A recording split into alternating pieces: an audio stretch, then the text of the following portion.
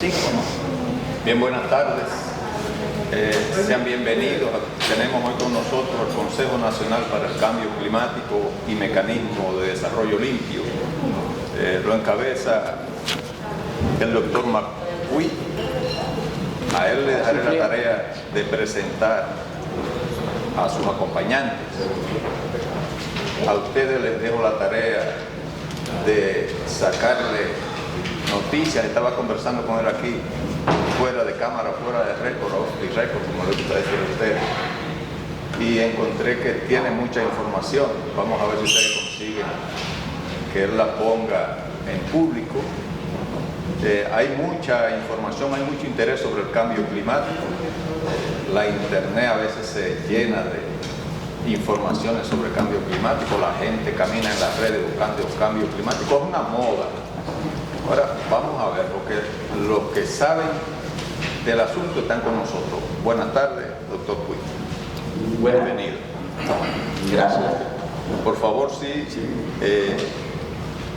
El formato del programa, de la entrevista, consiste en que ustedes nos hagan una explicación más o menos amplia sobre cuáles son los campos de sus intereses y que por favor nos presente a la persona que ha venido con usted, y cuando usted ha concluido con esa parte, regularmente los periodistas hacen preguntas, le damos un reposo, lo llevamos a comer y entonces volvemos y les hacemos preguntas. Creo que usted conoce el formato, usted tiene experiencia.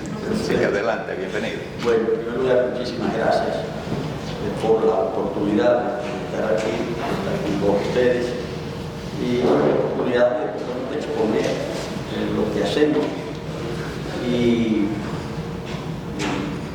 por eso estamos, como digo, muy agradecidos. Yo estoy acompañado en este momento por Alan Ramírez, que es el director técnico del Consejo Nacional para el Cambio Climático y Mecanismo de Desarrollo Limpio. Ahora, en la dirección técnica del Consejo hay dos grandes divisiones: la división de mitigación y la división de adaptación al cambio climático. La división de mitigación está a cargo de Luz Alcántara, que está aquí con nosotros, y el área de adaptación está a cargo de Rosalía Duval. También nos acompaña Rodrigo Fincheira, que es nuestro asesor de relaciones interinstitucionales, y voy a decir algo al respecto inmediatamente, pero también nos acompaña Oscar Guedes, quien es nuestro responsable de comunicaciones. Ahora, yo soy el vicepresidente ejecutivo del Consejo Nacional para el Cambio Climático y Mecanismo de Desarrollo Limpio. Pero el Consejo tiene un presidente, tiene integrantes, ¿verdad? El presidente del Consejo es el propio presidente de la República. El secretario del Consejo es el ministro de Medio Ambiente. Bueno, en este caso, la encargada del ministerio, la señora vicepresidenta de la República. Y son miembros del Consejo representantes, ministerios que están entre los más importantes.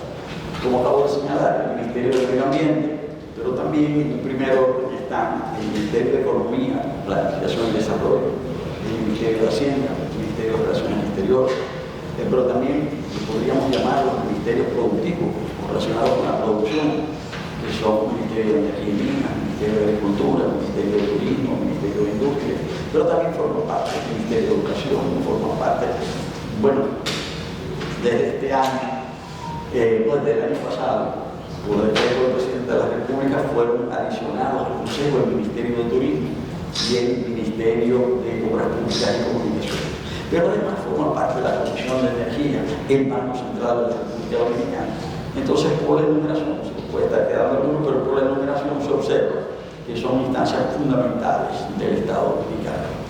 Ahora, el Consejo tiene una característica, y es precisamente es un órgano colegiado.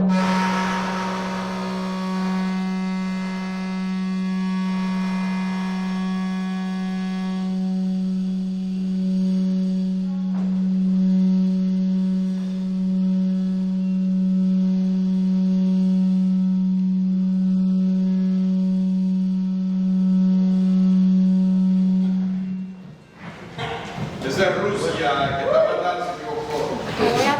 Está bien, está bien. Bueno, decía que lo primero, la característica primera, es que se trata de un consejo.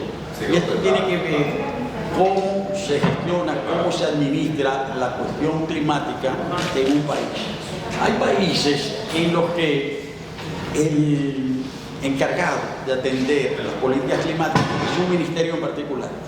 Hay países en que eso lo hace el Ministerio de Medio Ambiente, en otros puede ser que sea el Ministerio de Economía, hay países en que es hasta el Ministerio de Relaciones Exteriores, es muy variado. Pero hay países que han optado por colocar la cuestión climática bajo la égida de un consejo.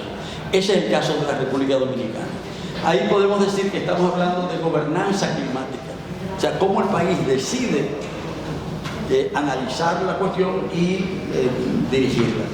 El Consejo para el Cambio Climático de República Dominicana fue creado mediante decreto en el año 2008, pero eso fue ratificado por el presidente Abinader mediante 3 decretos después de su toma después de haber asumido el gobierno. Esos 3 decretos lo que han hecho es ratificar el rol del Consejo. Esto ha tomado, es bueno que lo diga desde el inicio, es que internacionalmente esto ha llamado mucho la atención. Nosotros participamos como Consejo en la COP26, que es la cumbre climática mundial que se hace cada año. Nosotros participamos en la COP26 en Glasgow en noviembre del año pasado y fuimos invitados por el Banco Mundial a participar en un panel para hablar de eso. Y fuimos invitados países que tienen modelos de gobernanza climática similares al de la República Dominicana. ¿Por qué esto está llamando tanto la atención? Porque se ha llegado a la conclusión de que la cuestión climática es una cuestión fundamentalmente transversal. Hay, por ejemplo, ministerios que se ocupan de la cuestión climática, como es el caso de los ministerios de medio ambiente, pero la cuestión climática va mucho más allá de lo ambiental. ¿En qué sentido? La cuestión climática a lo que hace referencia es a que en la actualidad se están transformando las condiciones en que se desenvuelven las actividades en el planeta. Se ha observado que el clima está cambiando, pero por primera vez, no solamente en la historia de la humanidad, por primera vez en la historia misma del planeta, el clima está cambiando no como producto de procesos estrictamente naturales, sino como resultado de la acción de los seres humanos. Ese es el hecho inédito. Ahora, cuando hablamos de la acción de los seres humanos, que son muy diversas, hay una que es la esencial, la fundamental, que es la que permite que se produzcan todas las demás actividades, que son las actividades productivas. Entonces, las actividades productivas en el planeta han cambiado desde hace cerca de 2 siglos con el advenimiento de la era industrial. El ser humano ha utilizado siempre la energía, en primer lugar la energía propia, la energía que nos ofrece la naturaleza, el viento, el sol, pero con el advenimiento de la era industrial, con el surgimiento del capitalismo industrial, que se caracteriza por la utilización de maquinarias, estas maquinarias deben ser puestas en acción. Y para poner en acción esas maquinarias justamente se necesitan fuentes de energía. Y las fuentes de energía que se han venido utilizando desde que hay máquinas son los combustibles fósiles que se utilizan como fuente. Primero el carbón, luego el petróleo, ahora el gas. Están descubriendo otras formas.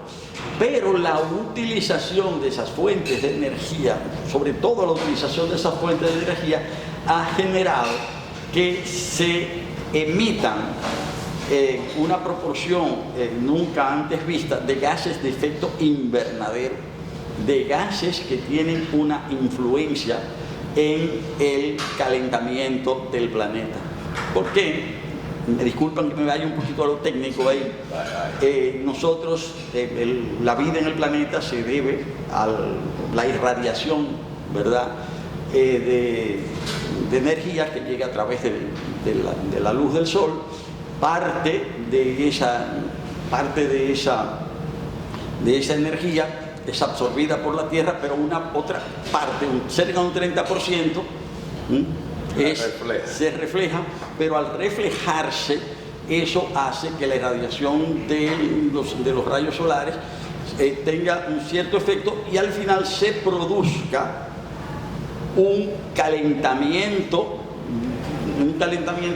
del planeta. Y si por eso se habla de efecto invernadero, es como si el planeta estuviese cubierto por una capa, ¿verdad? Por una capa invisible, y eso hace que todo lo que está debajo de esa capa tiene una temperatura modificada, hay un ambiente modificado. El resultado de eso es que se ha venido calentando el planeta. Y esto se ha podido medir porque las temperaturas se están midiendo desde el año 1850 aproximadamente. Y las temperaturas promedio han aumentado en 0.7 grados Celsius. Pero eso es una cosa... Eso es muchísimo, no, eso es enorme, es muchísimo, porque nunca se había dado, esa modificación no se había dado, vamos a decir, en esa proporción en millones de años. Y en apenas 170 años ha aumentado ese 0.7.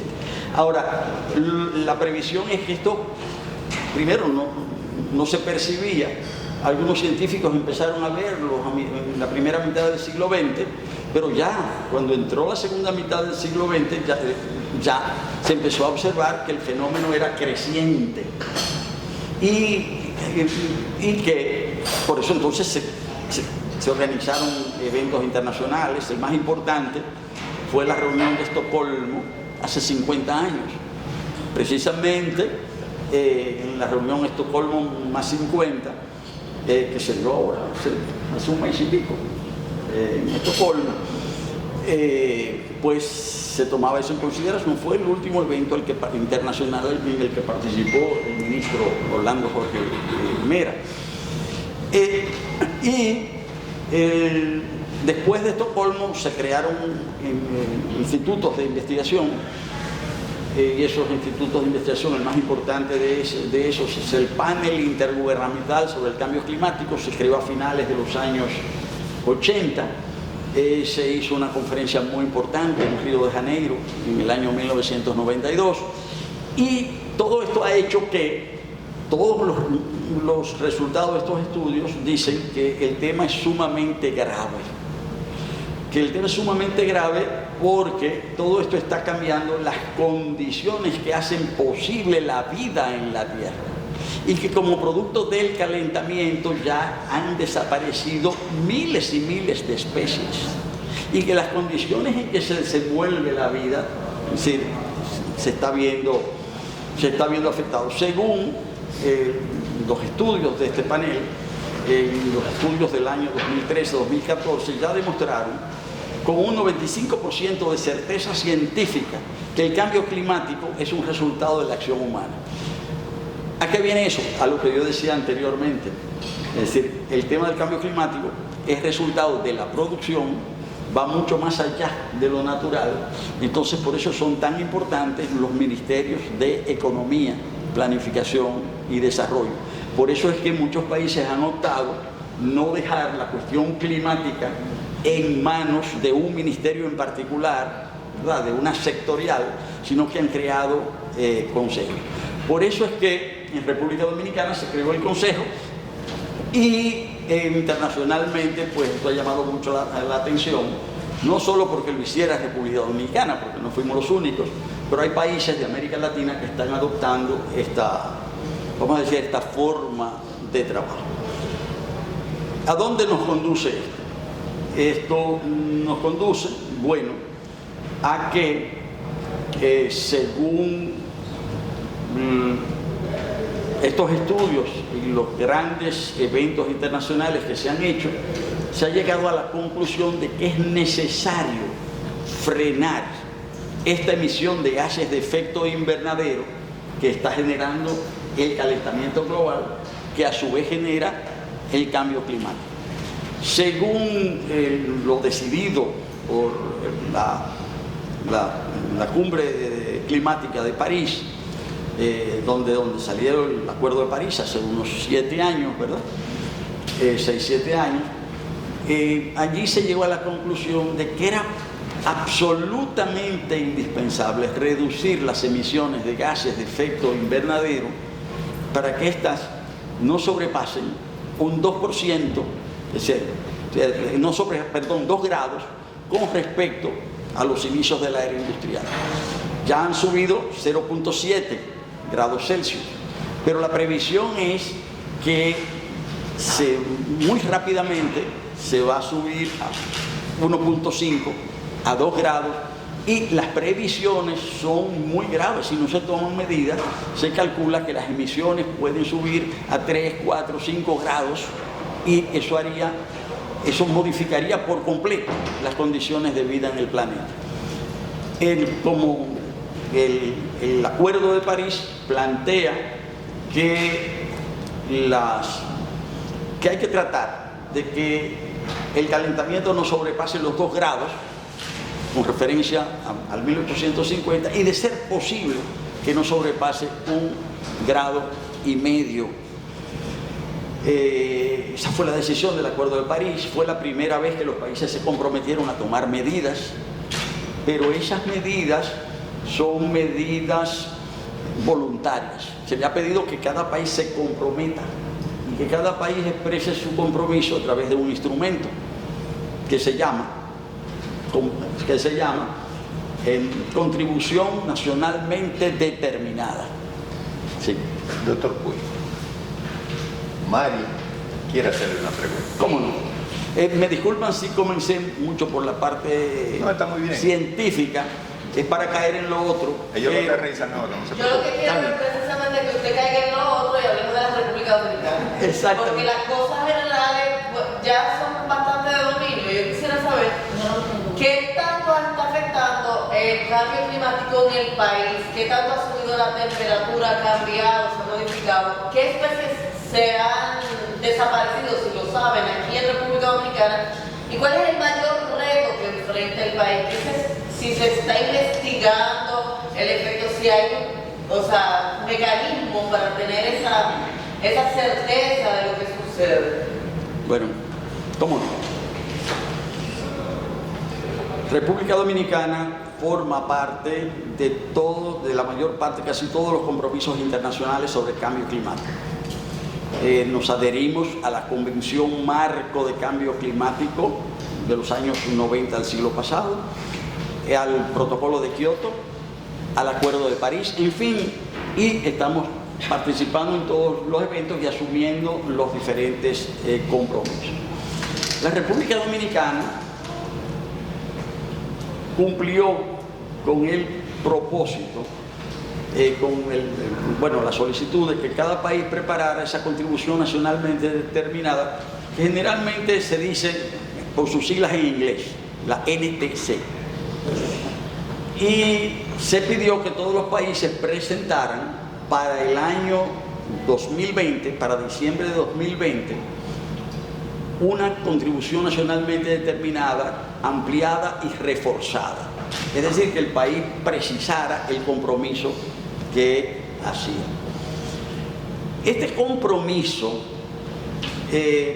va orientado, por un lado, a la mitigación, a reducir la emisión, fundamentalmente la emisión de los gases de efecto invernadero, pero también orientado a la adaptación, porque hay cambios irreversibles.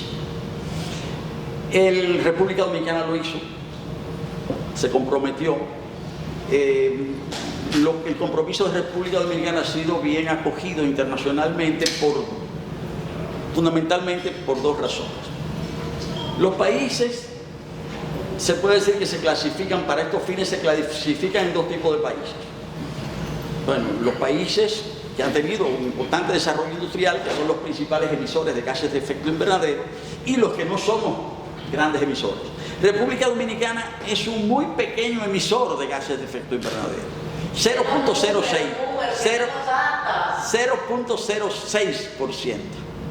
0.06, eso es prácticamente nada.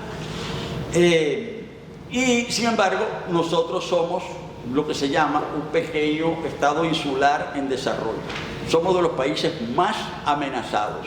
Somos de los países que menos hemos contribuido a generar el problema, pero somos de los países que más lo sufrimos. ¿Cómo lo sufrimos? ¿Cómo lo sufrimos? Bueno, de varias maneras, pero voy a mencionar, primero me voy un poquito, aunque no sea data, me voy a lo poético. Primero, don Pedro Mir dijo, hay un país en el mundo, que hay un país colocado en el mismo trayecto del sol. Precioso, poético. Lo que no dijo es que también estamos colocados en la ruta de los huracanes tropicales. Y con el cambio climático, los fenómenos atmosféricos extremos se hacen más frecuentes, más poderosos, más destructivos y menos previsibles, como efecto justamente del cambio climático. ¿Por qué? Porque con el calentamiento se derriten los polos y los glaciares, tiende a aumentar el nivel del mar, los mares también se calientan, pero también se acidifican los mares, y el resultado es que esto, bueno, amenaza particularmente las islas como la nuestra. Esta va a ser una de las temporadas de huracanes más graves de las que hemos conocido hasta ahora. La temporada de huracanes ahora ha aumentado, ahora comienza más temprano, termina más tarde. Hace pocos años hubo 2 huracanes de categoría 5 en diciembre que afectaron los países de América Central. Esta tendencia va a ser creciente. Este es un solo ejemplo de cómo el cambio climático afecta a la República Dominicana, pero lo afecta de muchísimas formas, porque esto cambia el ciclo de las aguas, es decir, cambia todo el régimen pluviométrico del país. Se calcula, entonces todo esto también nosotros trabajamos en su estudio, no que hacemos el estudio solo desde el Consejo Nacional para el Cambio Climático, pero uno de los 3 decretos que yo mencionaba que emitió el presidente Luis Abinader desde el inicio de su mandato fue el decreto 541-20, que nosotros llamamos el decreto MRV. Y MRV significa, fue para establecer un sistema de medición, registro y verificación de la emisión de gases de efecto invernadero. Esto es una obligación que el país, para todos los países, acordada en el Acuerdo de París, y República Dominicana fue el 4º país de América Latina en establecer un sistema como este, es decir, un sistema de transparencia para conocer mejor, para registrar todos los efectos del cambio climático en el país. Eso, según ese decreto, lo coordina el Consejo. Participan, tienen obligaciones dentro de ese sistema que se ha establecido el Ministerio de Medio Ambiente, Agricultura, Energía y Minas y demás. ¿Por qué? Porque justamente para poder determinar mediante los reportes de los diferentes ministerios y centros de investigación cuál es el curso que van tomando, es decir, que va tomando este fenómeno. Entonces los fenómenos, como digo, se producen en muchos niveles. Mencioné el tema de la pluviometría. Se calcula que para el año 2050 habrán disminuido las precipitaciones pluviales en la República Dominicana en un 15%. ¿Va a llover menos? 15% menos de... ¿Qué significaría eso? O sea, no de detalles puntuales, o sea, con el cambio climático, ¿qué es el peor escenario? Pero de los detalles más puntuales, va a pasar esto. Bueno, yo no quisiera alarmar, pero voy a... ¿Qué es? Porque así la gente sabe. No, lo voy a decir. Lo que pasa es que debo advertir que la situación es muy grave, porque a veces se dice, bueno, hay islas del Pacífico que van a desaparecer como producto de la elevación del mar. Cierto, islas pequeñas, se van a trasladar todos sus habitantes. Eso no va a pasar aquí. ¿No va a pasar? No, porque aquí el Pico Duarte tiene 3.000 y pico de metros. Es decir, pero, sí voy a decir lo más grave. Nosotros trabajamos en estudios de simulación. Es decir, nosotros trabajamos en modelos, en modelaciones. para ver cuáles son los escenarios posibles según diferentes escenarios. Por ejemplo, ¿qué pasa en República Dominicana con sus costas de aquí al año 2030 si las temperaturas aumentan tantos grados, si aumentan tantos grados, si aumenta un grado y medio, si aumentan 2 grados? O sea, en esos diferentes escenarios, ¿qué sucede?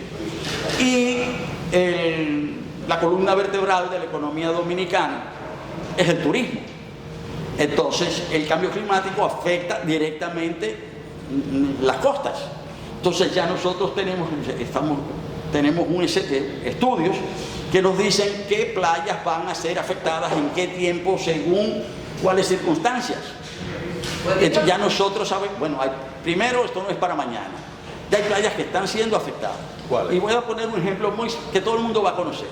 Todos ustedes han ido a las terrenas. Y el que no ha ido, vayan, porque es precioso.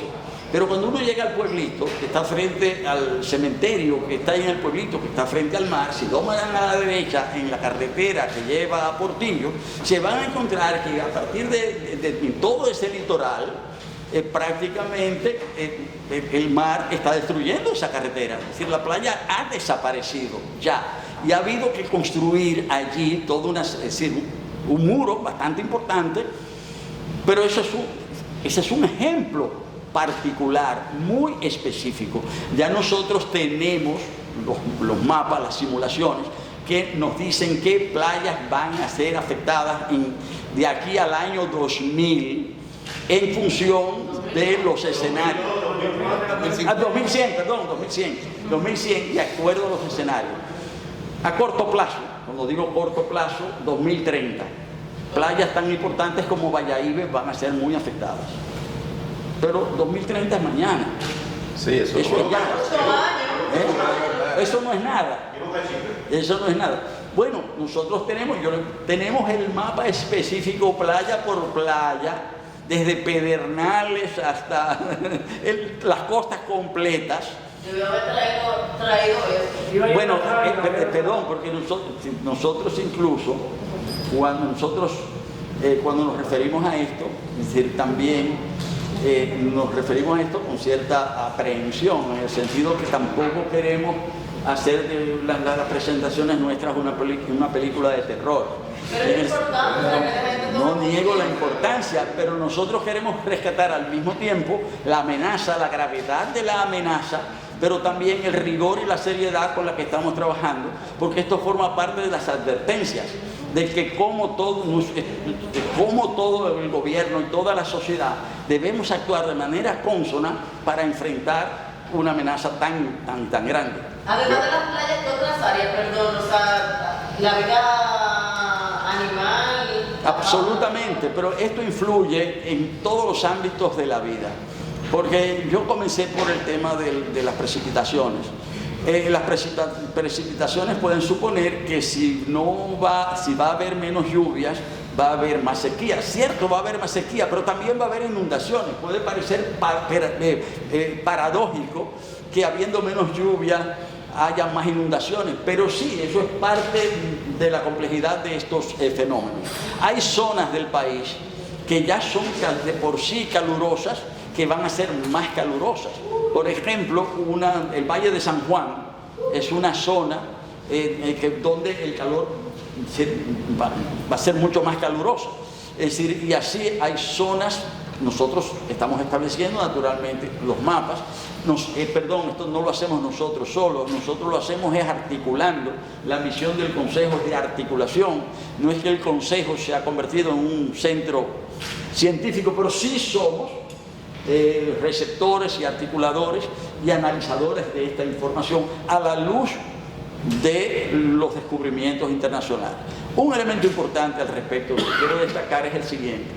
Nosotros creamos una unidad científica en el Consejo, una unidad muy pequeña, pero es que nosotros no nos estamos planteando convertir el Consejo en un gran centro científico de investigación, pero sí en un centro articulador de los estudios y resultados alcanzados hasta